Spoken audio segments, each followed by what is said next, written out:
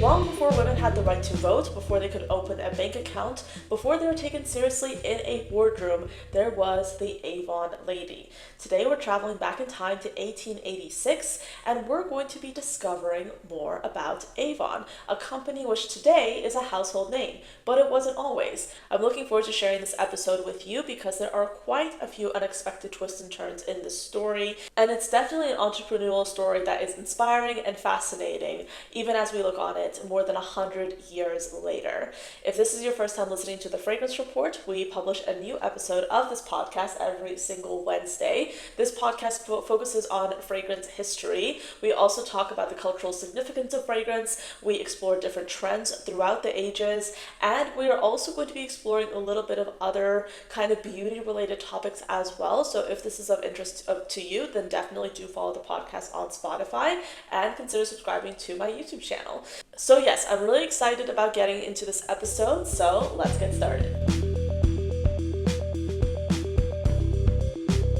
Alright, we're going to kick things off talking about some fragrance favorites. These are the perfumes I've been wearing the most over the last week. Generally fragrances that I've just been fixated on and I've just been enjoying. The very first one is one that I'm actually wearing now. And I know that once it starts getting to be a little bit cooler, once the fall weather starts rolling in, I know that's probably not happening for another month, but I'm already gearing up for that. Once the fall weather starts becoming more of a mainstay, we will definitely be wearing a lot of this, at least me personally. This is Bloody Wood by Liquide Imaginaire. Essentially, this is kind of like a gothic, well, not like super gothic because it's actually pretty bright and sparkling, but it's kind of like a gothic edge to it. Maybe it's because it's literally called Bloody Wood, but essentially this brand is heavily inspired by alchemy, which is why their like signature bottle design very much looks like kind of like a goblet, like something that you'd find in like, I don't know, medieval Europe or something. But essentially this particular fragrance is a play on the red wine note with some cherries, iris, rose. This perfume has like some sparkling nuance to it, meaning even though the name might seem intimidating and you have rose there, it's actually a lighter fragrance. It has a bit of a sourness to it though. If you like L'Imperatrice by Dolce & Gabbana, but you want something like darker for the kind of fall and winter time, you might really like this. This is rather unique and very lovely. I remember the first time I smelled this, it didn't quite leave me. Like that was way before I was buying any sort of niche fragrances, but it stayed with me for years and like in my head. And then I went ahead and actually bought myself the full bottle, and I do not regret it one bit. So this has been the fragrance of the day for me. Very much enjoy this one. I then want to share with you one of my favorite layering combinations of the week. I consider this to be a very nonchalant, but you will still smell absolutely delicious scent combination. This is kind of like daytime friendly. It's absolutely lovely. You will smell delicious wearing it. And that would be to combine Love at First Sight by Une Nuit Nomade with Gin by Commodity. I know it's a bit of an interesting combination, not one that you would really expect, but Love at First Sight essentially is a fragrance that celebrates lilac. So we have lilac with passion fruit and ambroxan. Those are the keynotes, and it's interesting because this fragrance is, yes, focused on the lilac, but the way it's blended with the passion fruit adds like a fruitiness to it that I love. And then you have ambroxan, which really helps the fragrance travel. I love this fragrance so much, and I'm getting my full wear out of it because this fragrance is at its best in the hot weather. So this is like the first recipe or the first component in the layering recipe that I'm sharing with you. Then I also have Commodities Gin. Now Commodities Gin is a beautiful celebration of the aromatics that you'd find in gin. So I'm talking about the juniper berry, I'm talking about the citruses. Like, do we put citruses in gin? I have no idea, but this is essentially a fragrance that has a really distinct note of juniper berries and grapefruit juice. It's delicious, it's refreshing, and what's nice about this is that once you spray it on, it will have those delicious and refreshing qualities, but it also has a really great lasting power. That's one of the reasons why I love gin and continue to go back to it. It's one of my favorite fragrances, especially from Commodity, and I have made quite the dent in mine, and I keep talking about it because I love it. So, gin and Love at First Sight, let me tell you how I sprayed it on. Love it for first sight. I sprayed it on like my collarbone, behind my ears, and then gin I sprayed everywhere else. I'm talking about the clothes I was wearing, my body. I was wearing like a body oil yesterday, so I was like basically wearing these two fragrances together, and I was able to smell good the entire day. But these fragrances are not overpowering, but they will have a gorgeous sillage and you will smell amazing. So that is a beautiful combination that I absolutely love. And then of course I have to tell you about the scent that I've been wearing pretty much every single night. It has been a pretty hectic week work-wise. Like I went to like an in-person conference for like my 9 to 5, and it was definitely something that was super busy and like kind of I was pulling a lot of late hours, let's just say that. But one of the fragrances that I was really gravitating towards, especially at nighttime, was Chabaud's La Nuit Nomade. The reason why I like this is because it's one of those comforting fragrances for me, because this scent profile, to me, is incredibly nostalgic. It reminds me of like a 90s makeup bag with like waxy lipsticks and like powders. That's what this fragrance makes me think of. 90s, early 2000s. I'm actually pretty young. But this is a really interesting fragrance because even though, for example, lipstick is not explicitly listed, it still has like that soft powderiness. It might be like the iris. I can't remember if there's iris or violet in here. One of the two. It's a clean kind of powdery floral, but it comes off as smelling kind of like a powdery lipstick. And this fragrance also has a rice note. It has florals in it.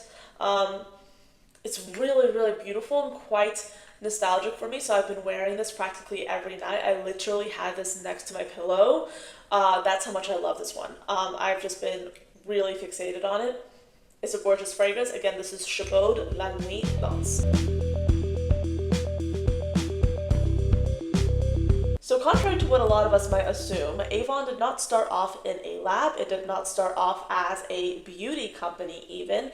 It came to fruition through an idea a traveling book salesman had. So this traveling book salesman was David H. McConnell, and he was a salesman who basically went door to door, and he catered to a lot of housewives, and something that he noticed was whenever he offered a free bottle or a sample of perfume as a gift to entice women to buy his books, they cared more about the perfume than about the books themselves.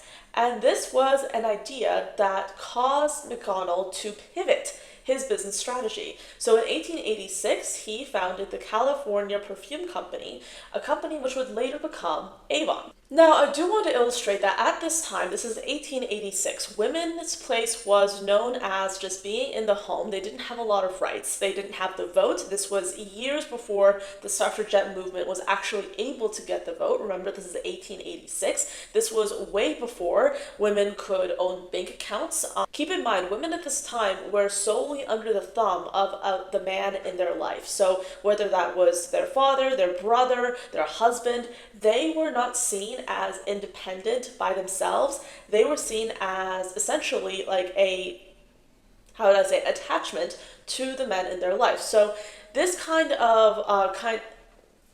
so Avon already was catering towards this feminine customer because women were seen as, stewards of the home, and women were at home during the day. So essentially when McConnell was starting his door-to-door enterprise, he was originally catering towards women. So he found out that they were the decision makers when it came to, deciding whether or not they wanted to buy his books. So he started to use these practices to get women to entice women. So he started to use these practices to get women enticed enough to buy his books. And he was doing that by catering towards feminine customers. So keep in mind, at this time, women did not have rights, but even then, they had buying power. Now, his first business move was to recruit a New Hampshire woman. Her name was Mrs. Pierce's Foster Eames Albee, and she was the company's first salesperson, trainer, and what we would now call a brand ambassador. However, this was pre-social media, this was pre the internet, this was in 1886. She didn't use the marketing methods we know of today. She went about it through door-to-door sales. So let's talk about Mrs. Albee. So she's listed as Mrs. Pierce's Foster Eames Albee, and that's a tongue twister to be sure, but she was a mother. She had also been a former school teacher, and she was someone who was very ambitious. So she is credited as being the original Avon lady, and she went from door to door, but she also worked from her own home to build that network and train other women, essentially becoming the first brand ambassador. This was a direct sales model, and at this time, of course, women couldn't freely participate in the public workforce, so this allowed women to earn money on their own terms from their own homes, and this fostered a new kind of independence. So in the early days, Avon really focused on the perfume, and keep in mind, this was around the close of the Victorian period. Perfumes at this point were supposed to be very light. They were not supposed to be very heavy.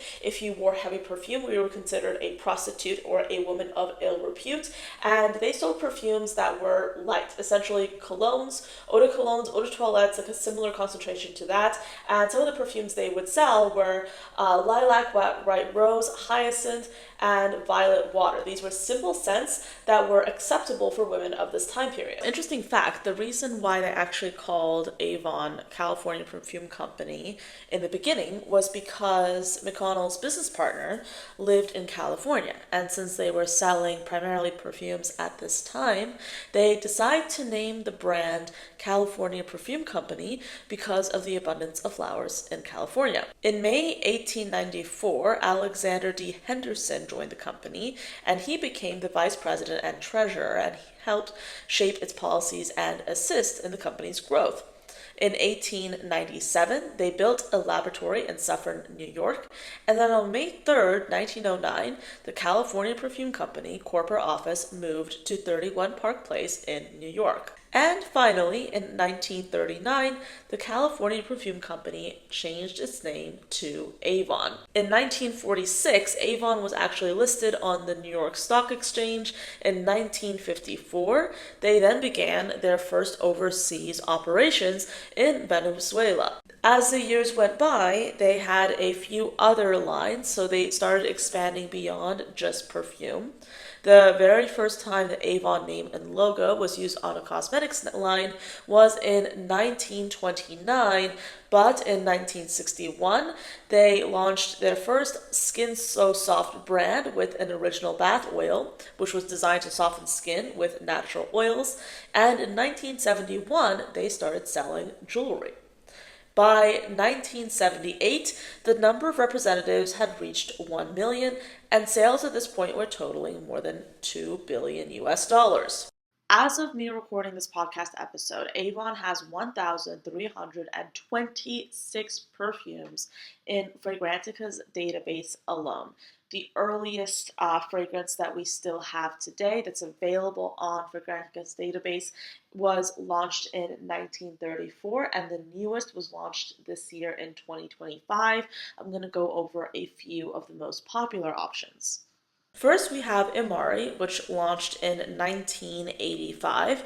This is described as a bold, sensual, and rich fragrance, which leans heavy on the aldehydes. It opens with this note, including galbanum and bergamot additionally, with a rich heart of rose, incense, and orris root, and a base of amber, vanilla, musk, and patchouli. Then we had Far Away, and this is a fragrance that is known for its versatility. It's a fragrance that has had many flankers since it was originally launched in 1994. This was quickly becoming one of Avon's best-selling perfumes soon after its release, with notes of coconut, ylang ylang, orange, jasmine, osmanthus, vanilla, and musk. Then we also have some fragrances that launched more recently in the 2000s. Little Black Dress is an example. This was supposed to be chic, sophisticated, and versatile. Inspired by the timelessness of the fashion staple, the Little Black Dress, this fragrance is focused on florals with coriander, African ginger, jasmine, gardenia, and sandalwood. This was supposed to be a day-to-night scent marketed for its versatility. And then we had Today, launched in 2004, a rich, creamy floral fragrance that opened with freesia, cactus sap, and butterfly blossom. It then dried down to a creamy base of musk, silk tree blossom, and woods. But it's interesting because when we think about how Avon started, when we think of that first wave of feminism, when women had absolutely no agency, no opportunity to earn money on their own, Avon was a company that, yes, was started by men, but it was spread by women who knew how to talk to other women. It was spread by people who knew, even at that point, that women had really great and significant buying power. And that's something that we know even today. Women control so much when it comes to the economy, when it comes to buying power. They are some of the greatest consumers, not just because they themselves consume, but because they are essentially the heads of the household when it comes to buying items for the household and maintaining the household. So therefore, women have significant buying power. But yeah, I think it's an interesting anecdote. I think the story is absolutely fascinating. The idea of door-to-door sales is something that has been around for such a short period of time, all things considered. but it is also something that is uniquely focused on entrepreneurship and making your own money and independence in that way. Therefore, it is very much tied to the feminist movement. Let me know, did you learn anything new today? I'll be curious to hear your thoughts on this topic. Thank you so much for listening to the end of the Fragrance Report, and I'll see you in the next one. Bye. This episode's music was brought to you by Kevin McLeod over at Incompetech. This is Beauty Flow by Kevin McLeod at incompetech.com and is licensed under Creative Commons by Attribution 4.0 license.